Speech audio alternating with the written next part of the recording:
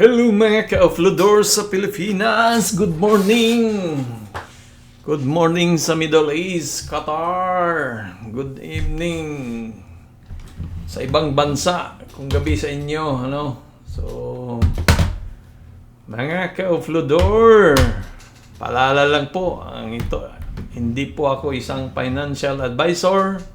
Ako po ay nagbablog lamang para kumita tayo, kung ma-monetize, ano? Para magkaroon ng hanap buhay pag uwi ng Pinas. Kasi pag umuwi ka na ng Pinas, hindi ka na pwedeng tawag nito. Mahirap na magtrabaho. Wala na tayong ambisyon na magtrabaho diyan sa Pinas. So dito lang tayo sa stock market, try kumita ng konti.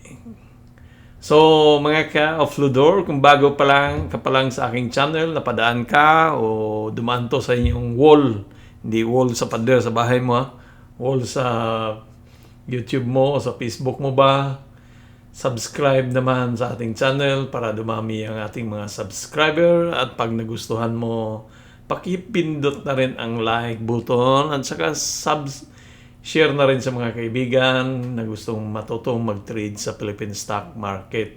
Bilang OFW mga ka-doodles, mga ka-offloador, ay kailangan nating mag-isip-isip kung anong pwede nating pagkakakitaan, hindi lang puro sa sahod, ano? So ito mga ka-offloador, mga ka-doodles, mga ka-earthling, mga ka-OFW, ang pag-usapan natin itong huling araw ni Metrobank. Maging X mo na siya.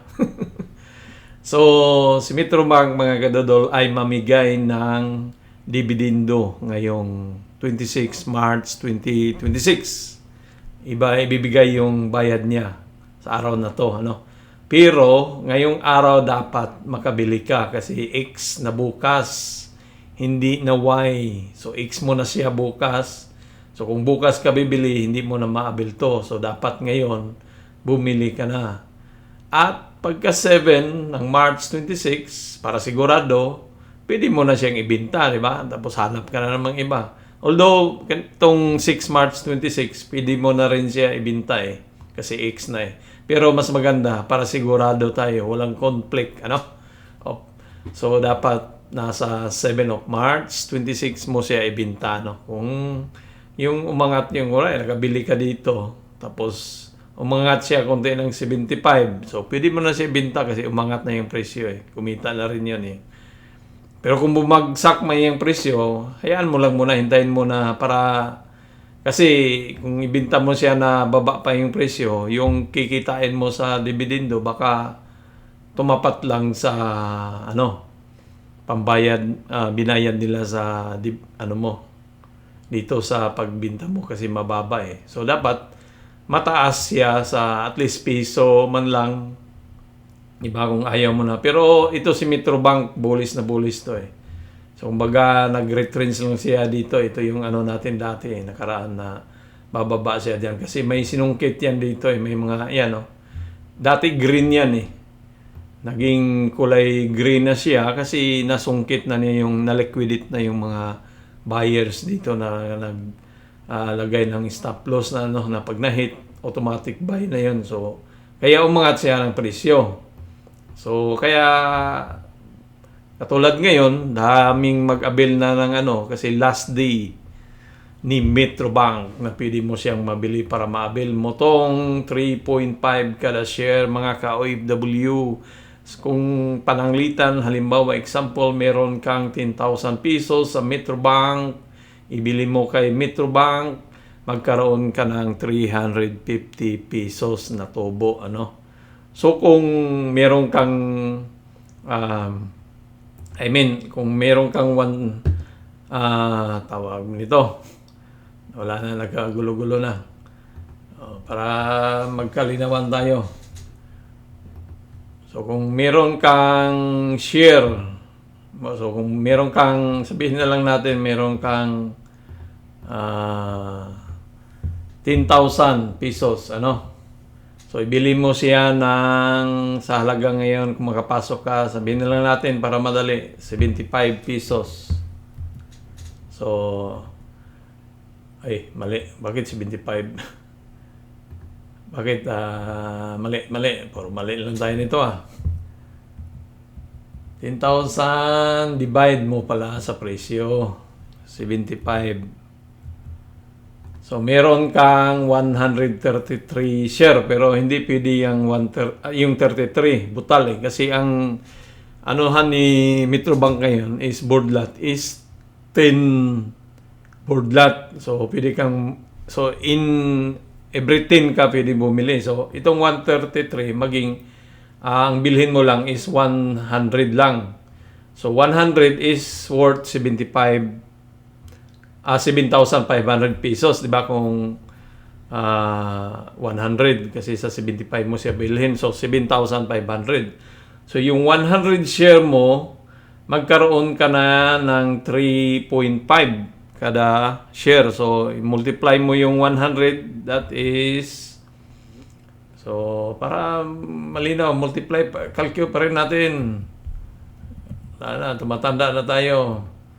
Hindi na sharp yung utak natin. So, 350, yung tubo mo ng, yung 7,500 mo, tumubo ka ng 350 na matanggap mo ngayong 26 March 2026. Pero yung 350 na yan, hindi mo rin yan kikitain kung ilagay mo lang sa savings mo yung 7,500, ano? So, kung mayroon kang 50,000, so yung 350 mo, multiply mo siya ng 5 kasi sa 50,000, sige, ano lang natin para malinaw. 50,000, meron kang 50,000, ilang share mabili mo dyan? 50,000 divide 75 sa presyo. So, may mabili ka na 233. So, 200 na lang, ano?